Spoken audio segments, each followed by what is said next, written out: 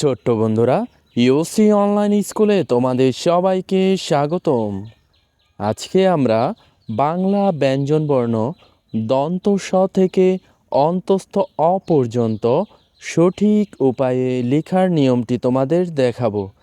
তাহলে চলো শুরু করি। দন্ত স।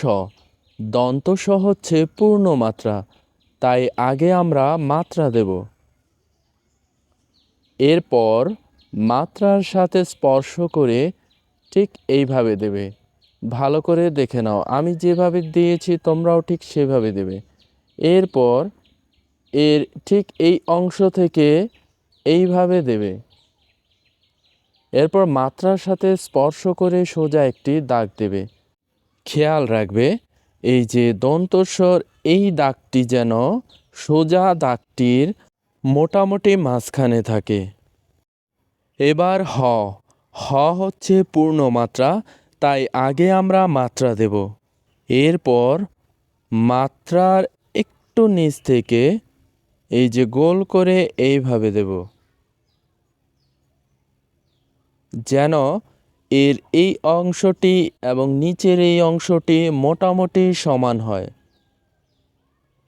এরপর এখান থেকে হালকা বাঁকা করে নিচ দিকে দেব। এই হলো হ।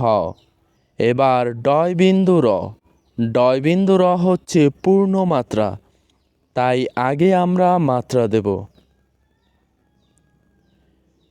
এরপর মাত্রার সাথে স্পর্শ করে এইভাবে দেব, অনেকটা বড়শির মতো। এরপর পেন্সিলটা ঠিক এই জায়গায় ধরবে, তারপর এই যে এইভাবে ঘুরিয়ে মাত্রার কাছাকাছি পর্যন্ত নেবে, যেন মাত্রার সাথে স্পর্শ না হয়। এবার নিচে বিন্দু দেবে। এই হলো ডয় বিন্দু র। এবার ঢয় বিন্দু র। ঢয় বিন্দু র হচ্ছে পূর্ণ মাত্রা, তাই আগে আমরা মাত্রা দেব। এরপর মাত্রার সাথে স্পর্শ করে প্রথমে নিচ দিকে সোজা একটি দাগ দেবে। এরপর নিচ থেকে এই যে দেখো অনেকটা বড়শির মতো ঘুরিয়ে উপর দিকে উঠাবো, তারপর গোল করে দেব। এটা হলো ঢ। এবার নিচে আমরা বিন্দু দেব, তাহলেই হবে ঢয় বিন্দু র। এবার অন্তস্থ অ। এটা হচ্ছে পূর্ণ মাত্রা, তাই আগে আমরা মাত্রা দেব। এরপর মাত্রার সাথে স্পর্শ করে ঠিক এইভাবে দেবে, যেন উপরের এই কোণা এবং নিচের এই কোণা মোটামুটি সমান হয়। এরপর এই নিচ থেকে হালকা বাঁকা করে একটা দাগ দেবে। এরপর এই নিচ থেকে দাগটি উপর দিকে উঠাবে।